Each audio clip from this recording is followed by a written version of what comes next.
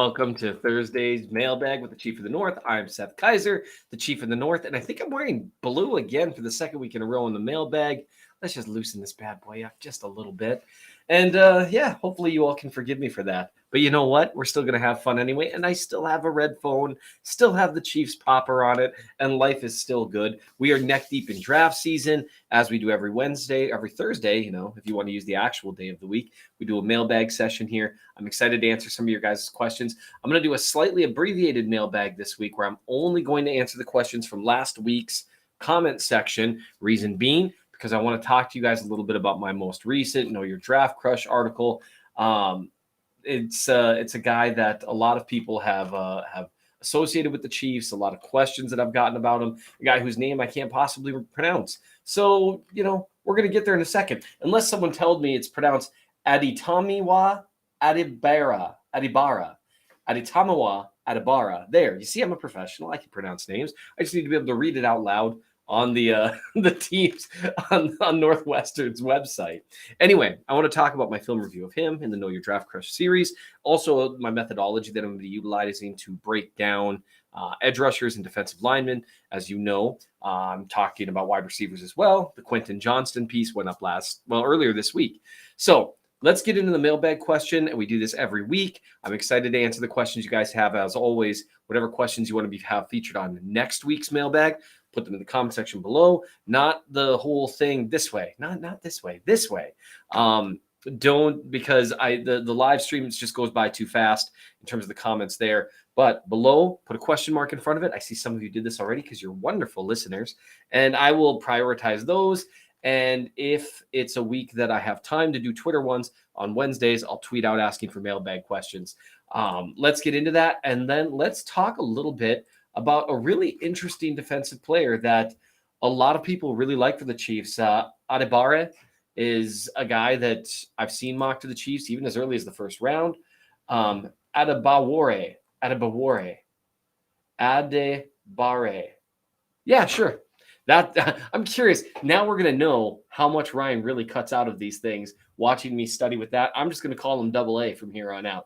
Anyway, let's talk about it, because my ability to break down film is, fortunately for me and my livelihood, not dependent on my ability to pronounce names. So we're going to knock out this mailbag, then talk about AA's film and why I might be a little bit against the grain. I don't really know much about draft Twitter, but I might be a little bit against the grain in terms of whether or not I think drafting him that early would be a good idea. But first, let's get to your mailbag questions, and let's go. Let's just have some fun. I'm excited. Ashwin Menon, I hope I got that right, but I think we just established I'm terrible with names. What do you think improves the offense more? Trading up in the draft 2, 1, select a wide receiver 1, rolling out the current tackle group with maybe a late round pick on a backup, or 2, doing the same for a tier 1 offensive tackle and drafting wide receiver in round 2 or 3. Really appreciate your insight. Hey, thank you so much. That's a really good question. I think with where the Chiefs are at across their offensive line, I think they can get away with average to even slightly sub-average play at right tackle. I think they would benefit more from higher level play at the wide receiver position. I like the guys they have, but there's a lot of non-proven guys there.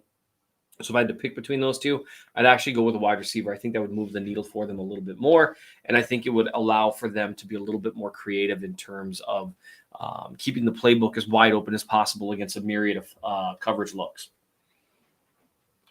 All right, let's move on to Jay Willie. Who do you think would be a good late round value pick? Oh, you've discovered my kryptonite. Let me just tell you a little something about late round picks. Generally speaking, what I always view those as is those are times you take chances on high upside guys, because your odds of actually landing a guy in the late round, even if he's considered kind of a safer type, it's just not great. This is where you take kind of some chances on maybe guys with a few medical questions, but otherwise would have gone earlier, or guys with really high athletic profiles or other overwhelming physical traits. That's what you do. You take chances on guys like that in the later rounds. So that's the direction I would go. But in terms of specific players, I'm not going to be the guy to go to on that. Ryan and Dan are your go-to guys, our friends at the KCSN. Those guys, they know it all on those late round guys. I just have a general idea on what you take chances on. And it's generally, again, you're hoping to get lucky with traits or guys being healthier than they were in college. Let's see. Right. Seth, buddy, much easier to hear you this go around. Oh, good. That's good. It's good to hear. All right. What do I think of Tyler Scott? Don't know anything about him at this point, and I apologize for that. You got to understand, with me, this is an exercise. The draft is an exercise of all this brand new information. Every player that I look at in the draft is a guy that I've not only never watched before, but I've probably never even heard of before, which is why pronouncing A's name has given me so much trouble, because I haven't been hearing it all year. I just come in at the end. I look at 5-6 games of film if it's available, really try to get a good idea on the guy, and then I give a film review, and then I go and see whether or not that matches up with what other people think, which personally, I think that gives me a bit of an advantage in providing some form of draft coverage, in that I'm not really part of draft Twitter or draft anything, and I just have my own thoughts. Probably a weakness as well, but there's some strengths in there to be had as well. Danny Stooksbury says, Seth, in the biggest moments of the Super Bowl, Reed dialed up our youngest guys, Tony, Sky, and Pacheco. Are we underestimating Reed and Veach's preference for young playmakers over vets like Odell Beckham Jr.? Chiefs play more games than every other team. Makes sense to lean on young legs and cheaper tools or cheaper deals. I would say that it's worth noting that in the biggest moments of the Super Bowl, when they were asking guys to win, it was Juju Smith-Schuster, not Tony and Sky Moore. Tony and Moore's touchdowns were schematic.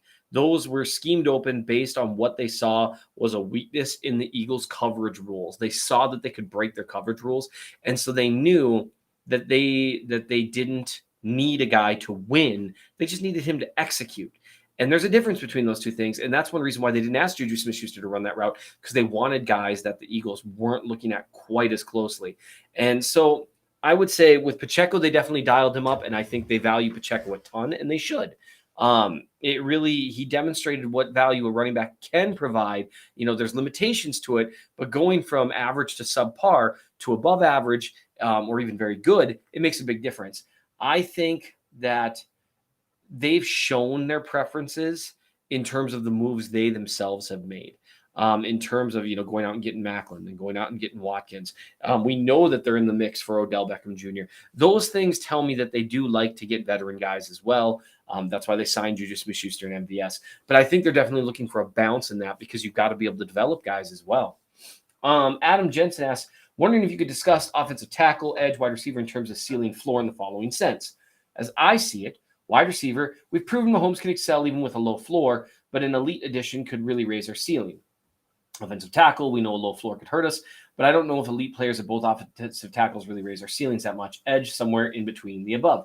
I would say both wide receiver and tackle, the way I view those is they are floor issues for the offense as a whole.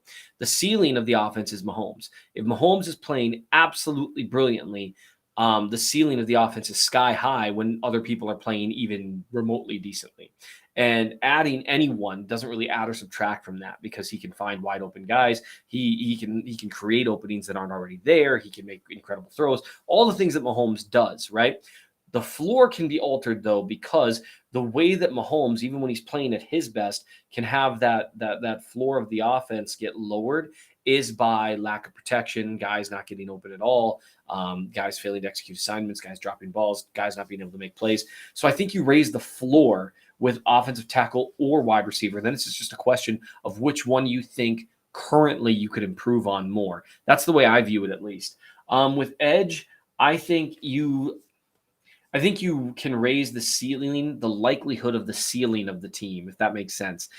They've shown both in 2019 and this last year, when the pass rush kind of developed down the stretch, both years, that it's no coincidence those are the years they won the Super Bowl. Now, part of that was luck. One thing that I think people really need to remember is that the difference between a strong contending team, like a genuine Super Bowl contending team, like let's say a top 4 team in the NFL, and the Super Bowl winner, luck really plays a big role there. And so you don't want to read too much in the difference between a team that got to the AFC Championship or the Super Bowl and lost, and a team that won the Super Bowl, because some of that's just injury luck. The Tampa Bay game, the Chiefs, it was a tough matchup, and the worst possible matchup for having those kinds of offensive line issues. Sometimes it's just bad luck, D Ford lining up off sides, etc. Um, let's see. I just want to make sure that I don't miss any because some people don't put their question mark of at the beginning. Put your question mark at the beginning so you don't have these awkward silences. A Chiefs fan asks, "I have such a draft crush on Deuce Vaughn. Do you think he has any chance of making it in the NFL?" I think he'll get a shot. He is going to have to be better than the next guy, though, and that's the problem when you're an anomaly. You have to be better than the next guy. You can't just be as good because teams, when in doubt, are going to basically go with what they know, and those are physical traits. Grayson Neely should be we worried that Veach hasn't brought in an edge to go along with George Karlaftis?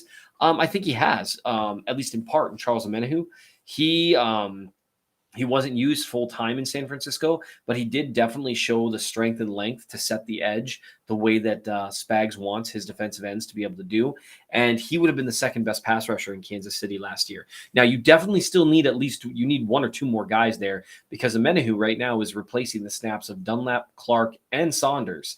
And that's a lot of dudes. Now, Wharton should be back, and I like Tershawn Wharton, but he's a rotational guy, so they do need at least one more edge. So yes and no, if that makes sense. I think they brought in one guy, but they need more. And I think, well, some people said some really kind stuff, and I appreciate all of that. I think that hits our mailbag questions. And the reason why I'm not going to Twitter is because I want to talk a little bit about Double A. We already talked about him, and so here's the long and short of it. I want to make sure that I've got the my shared screen here on the right one, simply because I think I might have done the wrong one. I want to be able to show you guys some of the things that I really like about AA, who is a guy that's been very commonly mocked to the Chiefs. Why has he been mocked to the Chiefs? Well, primarily because that is not correct. That was really cool. So it looks like I'm going to have to be able to do this somewhat blind here. So that's fun. Basically, let's see. Nope, still not going to do it. So we're apparently experiencing technical issues today, which is one of the more fun things that I've had to deal with since doing this job. But so if you go to the Chief of North newsletter, you'll see that the second of your Know Your Draft Crush series is in place now. And it's taking a look at whose name I'm going to actually get right this time. We're going to do it one more time. Adebawore.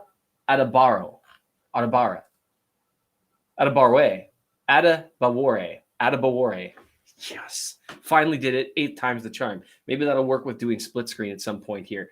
Here's the long and short of it. You can check it out at mnchiefsfan.substack.com. It's the second of my Know Your Draft Crush series. I wanted to talk a little bit about the methodology of how we're going to be looking at defensive linemen, as well as Double A's film, because he is not – I've seen him mocked to the Chiefs as early as the first round. He had an unbelievable combine, showed tremendous athleticism and all that stuff. However, I don't think that's the route I would go. I wouldn't go with him in the first or second round. The third, I think I'd be okay with, but there's some real concerns there. But first, let's talk about the methodology. When you're talking about defensive linemen, you got to know what you're looking for. Generally speaking, like anything else, especially in college ball, statistics don't mean that much to me because they're so dependent on a number of factors, including the quality of opponent, luck, game script, all sorts of stuff. So I'm looking for traits, because you're really trying to figure out, okay, what traits does this guy have? And do those traits translate to the next level? And those are questions that are tough to answer, but you have to at least ask. So the things that I'm going to be looking for in every defensive lineman that I look at, and that I looked at for Double A's film, that first step in explosion, what sort of ability do you have to get off the line? Do you create an advantage? Are you getting hands on the offensive lineman before other guys are, before they have a chance to get set up? Or are you a little bit slow there? Do you have to compensate and win in other ways? Agility, bend, athleticism. I associate bend with that to an extent, although they're not always the same thing, because George Karlaftis is a good athlete, but he has no bend. But and he's also pretty agile. How well does a guy move in a phone booth? Can he change direction pretty well there on the line? And then that all-important bend around the edge. Is he able to do that? Because with an edge rusher, if you can't bend, it's tougher to win the edge, and it narrows your skill set. You have to be able to win more dominantly in different ways. Power is self-explanatory, but it's important to differentiate between upper body and lower body power. Those are different things that allow players to succeed in different ways. Upper body power is part of what you'll see with really good bull rushes, or long arms and associate with length or a really great push-pull move. Lower body power is what you need to be able to run through contact when you're rushing half a man, or be able to hold up against against a strong blocker at the point of attack. Pass rush chops, does he pass rush with a plan? Does he just trying to win based on physical traits alone? Does he have a go-to move? Is he naturally gifted? What's his ceiling look like as a hand fighter? Those are things to look at. Run defense, that's pretty self-explanatory. Awareness, do they understand on run fits? Do they understand how to not be sucked out of position by play action fakes? Do they understand where their assignments are, generally speaking? Versatility is something I'm going to be looking at. We know Spagnuolo loves to line guys up all over, so that matters a great deal. And then I'll give a final verdict in where I'd draft a guy. Because I'm experiencing these technical difficulties, I'm not going to show you the video clips I've got of AA, but here's one thing I will say. His first step is pretty special, especially when he's lined up on the inside. You can see that insane athletic profile that he put forth at the combine. You can see that in his first step, and you actually hardly ever had a play where he was not the first guy across the line, the first guy with his hands on blockers. And for a defensive tackle, that's really impressive. It's kind of similar to what Chris Jones often does. And so that's where you can kind of get the idea for a higher ceiling. He's got a great first step. He has okay athleticism. It doesn't pop the way that you would expect it to based on his combine numbers, but it's solid. He moves fairly well in space, but he does not have any bend whatsoever, and he's not a special athlete on the edge the way he is on the interior. And even on the interior, when you say special athlete, it's not consistently on film like what you see when you're – ooh, I've got a spam risk call. That's fun. It's not consistently what you see in those testing numbers. And there's some guys that just aren't as athletic on the field as they test. Leo Chanel is one of them. Strong player, tough guy, really good straight line speed, but he doesn't show off that same elite athletic profile on film as he does with testing. So the big thing with AA, when I look at his film, he is not a consistently good pass rusher. At least he wasn't at the college level. Now you can coach up his hand placement. You can coach up trying to harness some of his gifts. But I would just say he vanished for stretches as a pass rusher, and especially along the edge, where over the course of multiple games, he maybe registered 1 or 2 wins from the edge. He just doesn't demonstrate to me the ability. People talk about the versatility, but to me, the ability to line up somewhere and the ability to actually win there are two very different things.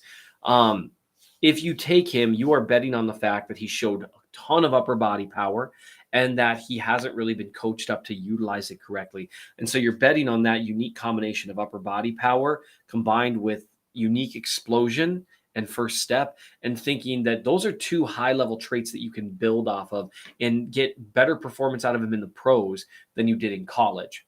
That's a risky bet, but he has the physical tool set to make it work. But again, it's more of a bet. And so for me, when I'm looking at a college prospect that is not dominant in college, you have to ask why. And if the why is only partly satisfying, then that's where you kind of move a guy back a little bit to where maybe he's not someone you take in the first round or the second round, but you're maybe willing to take more of a flyer on the third or fourth round. And that's where I'd be at with him.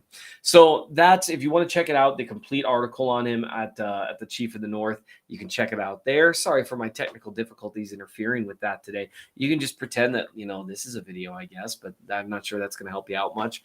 We're going to keep looking at the Know Your Draft Crush guys. We've got 3 weeks until the draft.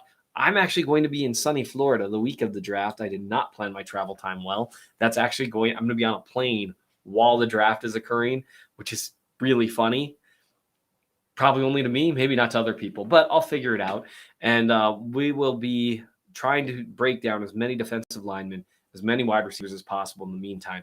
For next week, go ahead and get any questions you have below there. Make sure to put question marks before them so I can identify them as quickly as possible. I appreciate you guys watching. It is a terrific week to be a Chiefs fan. Thanks again, guys.